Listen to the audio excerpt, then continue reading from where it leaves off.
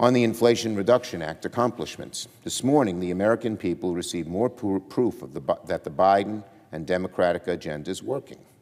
The Labor Department reported today that year-over-year inflation in November slowed down to 3.1%.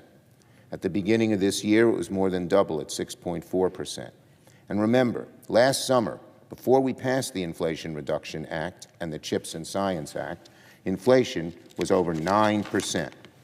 From 9% all the way down to 3.1%, we've made big progress. Meanwhile, the labor market remains strong. Jobs are up, higher than they were before the pandemic. And listen to this, investment in manufacturing construction, plants that will turn out goods that we can consume here and export, is at a 20-year high, more than double its highest under the previous administration. There's a lot of talk from the previous president about jobs. He did very little. This administration, with what we have done, is really producing jobs, jobs, jobs. No one should be surprised, Mr. President. Thanks to the Democratic work on the IRA, 2023 has been a banner year for American job creation and for American manufacturing, at the same time getting inflation and the cost to American families down. In 2023, dozens of companies have announced new investments in the U.S., resulting in hundreds of new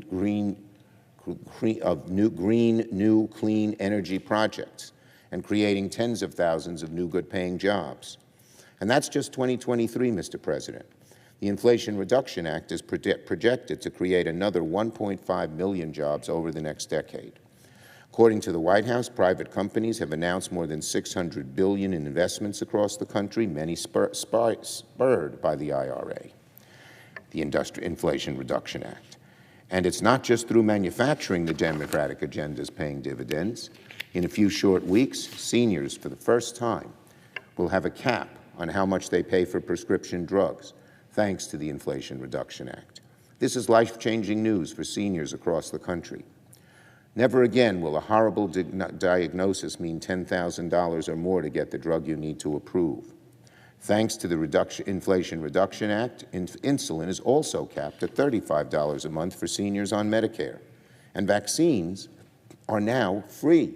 Let me repeat that. Vaccines are free, improving health care across America and helping people be healthy without having to pay for it in terms of things they can't afford. Drug makers are penalized if they raise prices faster than inflation. The administration is negotiating right now for better prices for 10 of the highest cost, most commonly used drugs in Medicare. And because ACA premiums are becoming more affordable, this year we're seeing a record number of Americans sign up for health care on the individual marketplaces. It takes a lot of work, but Democrats' agenda is paying off.